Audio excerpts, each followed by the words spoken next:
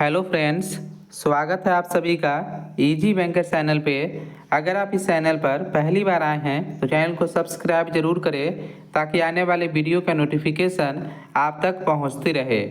इस वीडियो में हम लोग डिस्कस करेंगे जो भी स्टूडेंट्स बिहार के गवर्नमेंट इंजीनियरिंग कॉलेज से एमटेक करना चाहते हैं उनके लिए वीडियो इम्पोर्टेंट होगा, क्योंकि हम लोग इस वीडियो में डिस्कस करेंगे आपका रिजल्ट जो है आपका गेट क्वालिफाइड वाले का आउट किया जा चुका है।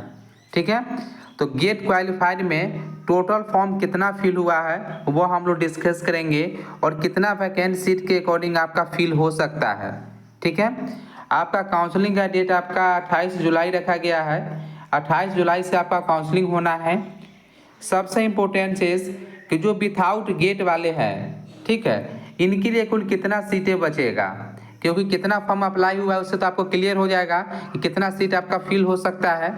क्योंकि गेट क्वालिफाइड बारे में जो भी स्टूडेंट फॉर्म फिल किए हैं उसका हम लोग कैटेगरी वाइज आपको बतलाएंगे कि किस कैटेगरी में कुल कितना सीट के लिए जो है आपका फॉर्म फिल किया गया है गेट क्वालिफाइड में एडमिशन्स के लिए। ठीक है, यहाँ पे हम लोग एक चीज़ और आपको बतला दें, पहले भी हम बता चुके हैं कि जब से बिहार में एमटेक में एडमिशन चालू हुआ है तब से ही आपका यह चैनल प्रत्येक साल आपको बिहार एमटेक एडमिशन्स के लिए फुल्ली इंफॉर्मेशन देती है। ठीक है, जिसमें हम आपको पहले भी बतलाए थे कि बिहार में गेट क्वालिफाइड के एडमिशन्स के बाद 60 से 70% सीट वैकेंट रहता है जो विथआउट गेट वाले स्टूडेंट होते हैं उनके लिए। ठीक है, इस बार भी संभावना है कि 70 से 80% सीट रहेगा खाली विथआउट गेट के लिए। कैसे रहेगा वो हम लोग इस वीडियो में देखेंगे। ठीक है, इसलिए इस वीडियो को आप अंत तक जरूर देखिएगा, क्योंकि अगर आपको एडमिशन्स लेना है इस बार तो आपके लिए इम्पोर्टेंट है। ठीक है, यहाँ पे पहले हम आपको एक नोटिस दिखा देते हैं जो कल ही जारी किया गया है बीसीसी बोर्ड के द्वारा। यहाँ पे आप देख सकते हैं कि इम्पोर्टेंट नोटिस है। जो आपका काउंसलिंग है ये आपको 28 जुलाई को होने वाली है। ठीक है, 28 जुलाई को आपको काउंसलिंग होने वाली है। किसके लिए? जो गेट क्वालिफाइड फॉर्म फिल किए हैं उनके लिए। तो विथआउट गेट वाले का क्या है वो अभी हम लोग डिस्कस कर लेंगे। ये आपका डेट है। अब देखिए जो रिजल्ट पब्लिश किया गया है ये आपका इम्पोर्टेंट नोटिस है। इसके जो आपका एडमिशन्स यानी जो काउंसलिंग होगा यानी इंटरव्यू होगा, इसके लिए देखिए यहाँ पे आपका एड्रेस गिवन है। इस एड्रेस पे आपको जाना है। बीसीसी बोर्ड का जो आपका ऑफिशियली जो ऑफिस है IS building near Patna airport Patna 14, यहाँ पे देखिए आपका एड्रेस है। इसी एड्रेस पे आपको काउंसलिंग के लिए यहाँ पे जाना है। ठीक है, अब यहाँ पे हम लोग 1 बाय 1 डिस्कस कर देते हैं आपको कि कौन कैटेगरी का कुल कितना फॉर्म फिल हुआ। यहाँ पे आप खुद से देख सकते हैं। पिछले बार से इस बार जो है एडमिशन प्रोसेस में चेंज किया गया है। पिछले बार क्या था कि जो गेट वाले थे या विथआउट गेट वाले थे दोनों साथ में फॉर्म फिल किए थे, लेकिन इस बार आपका चेंज किया गया है। जो पहले गेट क्वालिफाइड है उनका फॉर्म फिल करवाया गया है। तो गेट क्वालिफाइड के एडमिशन्स के बाद जो सीट वैकेंट रहेगी उस पर आपका विथआउट गेट का जो आपका नोटिफिकेशन जारी होगा। यहाँ पे आप देखिए 28 जुलाई को ही हर एक कैटेगरी का आपका काउंसलिंग है। ऐसा नहीं है कि 29 को भी होगा, सिर्फ 28 को ही होना है। एक दिन में ही आपका काउंसलिंग खत्म हो रहा है आपका जो आपका बिहार एमटेक एडमिशन्स के लिए। यह आपका डीक्यू कैटेगरी का है। मात्र एक स्टूडेंट फॉर्म अप्लाई किए हैं डीक्यू कैटेगरी का। जो गेट क्वालिफाइड है बिहार में एमटेक एडमिशन्स के लिए मात्र एक स्टूडेंट अप्लाई किए हैं डीक्यू वाले। यह आपका जनरल का है। यहाँ पे आप देख सकते हैं। तो यूआर में जो टोटल फॉर्म अप्लाई हुआ है वो आपका 109 अप्लाई हुआ है।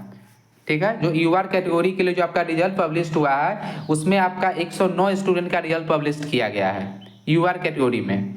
यहाँ पे हम लोग कैटेगरी वाइज और बतलाते हैं। आपका हर एक कैटेगरी का पहले बतला देते हैं, उसके बाद हम लोग यहाँ पे आपको क्लियर करेंगे कितना सीटें आपका वैकेंट रह सकती है। यहाँ पे देखिए जो एसटी कैटेगरी है इसमें मात्र एक फॉर्म अप्लाई हुआ है एसटी कैटेगरी के स्टूडेंट के द्वारा। ठीक है, डीक्यू में भी आपका एक स्टूडेंट फॉर्म अप्लाई किया है गेट क्वालिफाइड, एसटी में भी आपका एक है और आपका जनरल में तो 109 है। ठीक है, अब देखिए जो कैटेगरी एससी है इसके लिए जो आपका कुल फॉर्म जो अप्लाई हुआ है जो एससी कैटेगरी है इसके लिए आपका मात्र 29 स्टूडेंट फॉर्म अप्लाई किए हैं। ठीक है, जो ईबीसी कैटेगरी है इसमें आपका 24 स्टूडेंट फॉर्म अप्लाई किए हैं जो ईबीसी कैटेगरी है। अब हम आपको बतलाते हैं जो आपका अदर कैटेगरी जो बच गया है उसका हम आपको ओवरऑल एनालिसिस बतलाएंगे। जो बीसी कैटेगरी है बीसी कैटेगरी इसमें मात्र 40 फॉर्म अप्लाई हुआ है। आरसीसी कैटेगरी में जो आपका रिजल्ट दिया गया है, रिजल्ट ही मानिए जो रिजल्ट दिया गया, इसमें कुल जो स्टूडेंट का जो दिया गया है आरसीजी कैटेगरी में मात्र 11 स्टूडेंट का, ठीक है। और जो आपका ईडब्ल्यूएस है इसमें मात्र 9 स्टूडेंट का। तो यहाँ पे आपको टोटल नहीं करना है ऐसे कैटेगरी वाइज, क्योंकि आपका रिजल्ट है, इसमें आपका जनरल में भी रिजल्ट है और बीसी में भी रिजल्ट है, मतलब कॉमन स्टूडेंट का ही है। यहाँ पे कैटेगरी वाइज भी रिजल्ट पब्लिश किया गया है। यहाँ पे देखिए जो ईबीसी का जो आपका देख रहे हैं रोल नंबर फर्स्ट, ये आपका रैंक 1 है ईबीसी का। इनका जनरल में भी रिजल्ट है कि जनरल में कुल कितना रैंक है वो भी आपका मेंशन है। तो टोटल फॉर्म कितना अप्लाई हुआ है गेट क्वालिफाइड का वो हम आपको बतलाते हैं। कैटेगरी वाइज आपको ऐड नहीं कर लेना है, जैसे हम आपको बतलाए हैं कि जो डीक्यू कैटेगरी है इसमें आपका एक फॉर्म गिरा है, रिजल्ट आया है। यूआर में 109, एसटी में 1, ठीक है, एससी में आपका 29, ईबीसी में आपका 24, बीसी में आपका 40, जो आपका आरसीजी कैटेगरी है इसमें 11 और आपका ईडब्ल्यूएस में 9। तो इसको टोटल ऐड नहीं कर लेना है कितना फॉर्म यानी रिजल्ट सीट फिल हो जाएगा। इसको अगर आप ऐड करते हैं 224 होता है, ऐसा नहीं करना है, क्योंकि जो बीसी में जो 40 को रिजल्ट है यही रिजल्ट कॉमन आपका किस में है, कॉमन रिजल्ट जो जनरल रैंक है वो आपका जनरल में भी कॉमन स्टूडेंट है जो आपका 109 दिख रहा है, ठीक है। तो जनरल वाले और यह दोनों कॉमन स्टूडेंट ही हैं, उनको जनरल में भी रैंक है और आपका कैटेगरी में भी रैंक है, ठीक है। जनरल में भी रैंक है आपका और आपका कैटेगरी में भी रैंक, जिनका जनरल में भी है और कॉमन भी है। तो कुल आप मान सकते हैं जो टोटल फॉर्म गिरा है, यहाँ पे हम लोग पीडीएफ आप डाउनलोड कर भी सकते हैं। इसको अगर मिलाइएगा तो इसमें कॉमन स्टूडेंट में भी जनरल में भी रिजल्ट है और उसमें भी है, उनका आपको कैटेगरी से भी मिल सकता है उससे भी मिल सकता है। अब देखिए हम यहाँ पे एग्जैक्ट आपको बतला रहे हैं कि बिहार में कुल जो आपका एमटेक का सीट है गवर्नमेंट इंजीनियरिंग कॉलेज का वो आपका 630 सीट है, ठीक है। इसके अगेंस्ट टोटल जो आपका 109 जनरल का है, जो 109 जो जनरल में आपका रिजल्ट दिख रहा है ये आपका बीसी वाले भी है, एससी वाले सारा कॉमन स्टूडेंट है, दोनों में रैंक सेम है, ठीक है। रैंक आपका अलग अलग के लिए दिया गया है। कुछ ऐसे भी है जो सिर्फ कैटेगरी में उनका रिजल्ट बना ज़्यादा आती है। तो हम यहाँ पे मान के चल सकते हैं कि जो आपका 630 टोटल सीट है इसमें मात्र 109 से लेकर 115 या 120 तक आपका सीट जो आपका फिल होगा, ठीक है। 109 से लेकर 115 तक जो आपका टोटल आपका जो सीट भर सकता है। यहाँ पे हम लोग ऑन एन एवरेज देखें तो जो बिहार एमटेक में 630 में से मात्र 120 सीट आप मान सकते हैं जिसका एडमिशंस होगा।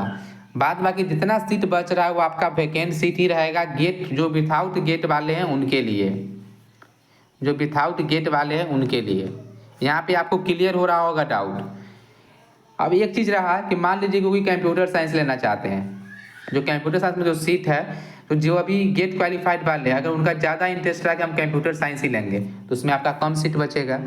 उनको ज़्यादा क्वालिटी रहा कि नहीं हम वो लोग इलेक्ट्रिकल से करेंगे तो उसमें ज़्यादा फिल होगा। तो अब देखने वाली बात होगी किस ब्रांच में कुल कितना सीटें वैकेंट रहती है, लेकिन कुल आपका सीट आपका पहले से ही हम आपको बता चुके हैं कि 75 से लेकर 80% सीट अब जो आपको दिख रहा है इसके अकॉर्डिंग सीट का आपका खाली रहने वाली है विथआउट गेट के लिए, खाली रहेगा। आपको देखिएगा जिस समय नोटिफिकेशन जारी होगा उसमें 75 से 80% सीट खाली रहेगा आपका विथआउट गेट वाले के लिए।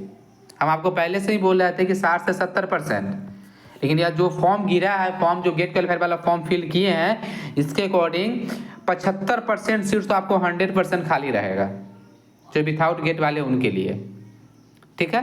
तो आप इंटरेस्टेड है विथआउट गेट वाले जो आपको विथआउट गेट से एडमिशन लेना है तो आपके लिए बहुत ही अच्छा मौका है। आपको फॉर्म भी फिल करना है, आप इस चैनल से कनेक्टेड रहे, आपको सारा इन्फॉर्मेशन गेट से रिलेटेड आपको मिलती रहेगी, ठीक है। यहाँ पर हम आपको क्लियर कर दी, हर एक डाउट आपका क्लियर हो गया। अगर आपको कोई भी डाउट है बिहार एमटेक एडमिशंस 2026 से रिलेटेड तो आप कमेंट करके पूछ सकते हैं। अगर यह वीडियो आपको अच्छा लगे तो चैनल को सब्सक्राइब जरूर करें। Thank you for watching.